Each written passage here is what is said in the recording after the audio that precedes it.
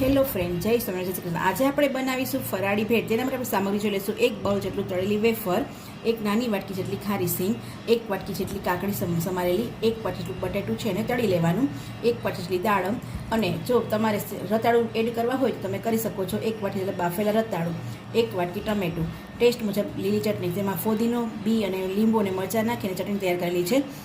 ઉપર ગાર્નિશ કરવા માટે કોથમરી, 1 નાની વાટકી જેટલું દ્રાક્ષ અને ચાટ મસાલો, આંબલીની ચટણી, ખજૂર ચટણી મિક્સ છે અને સોસ. હવે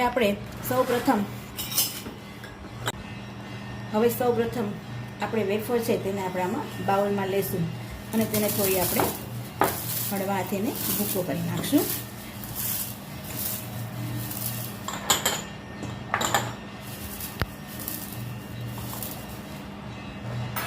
હવે તેમાં આપણે જે ખારી સિંગ છે એને એડ કરશું. જે તળેલા બટેટા છે એને આપણે એમાં એડ કરશું. જે કાકડી છે એને આપણે એડ કરશું.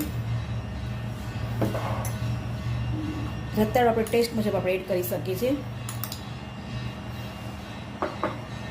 પછી ટમેટા છે એને પણ આપણે એમાં એડ કરશું. દાડમ છે એને પણ આપણે એમાં એડ કરશું. જોતા પ્રમાણમાં આપણે બધી વસ્તુ એડ કરવાની છે. પછી લીલી ચટણી છે જે બનાવેલી છે એને પણ આપણે એમાં એડ કરશું. ખજૂર આંબલીની જે મિક્સ ચટણી છે એને આપણે એડ કરવાની છે. જે આપણે સોસ તૈયાર કરેલો છે એને પણ આપણે એડ કરવાનો છે.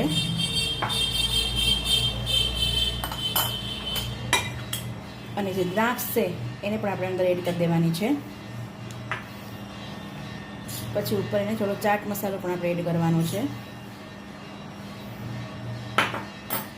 પછી આપણે તેને મિક્સ કરી લેવાનું છે. જો ફ્રેન્ડ, મિક્સ થઈ ગયું છે, તૈયાર છે આપણી ફરાળી ભેળ. ઇન્સ્ટન્ટ જેને ખાવું હોય તે ખાઈ શકે છે, જલ્દી બની પણ શકે છે. આ બધું ઘરમાં રેડી હોય તો ફટાફટ ભેળ બની શકે છે.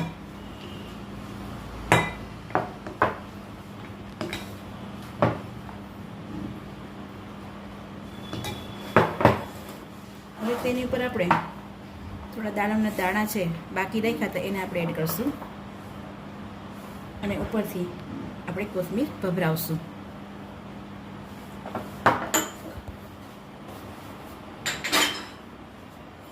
તૈયાર છે આપણી ફરાળી ભેળ.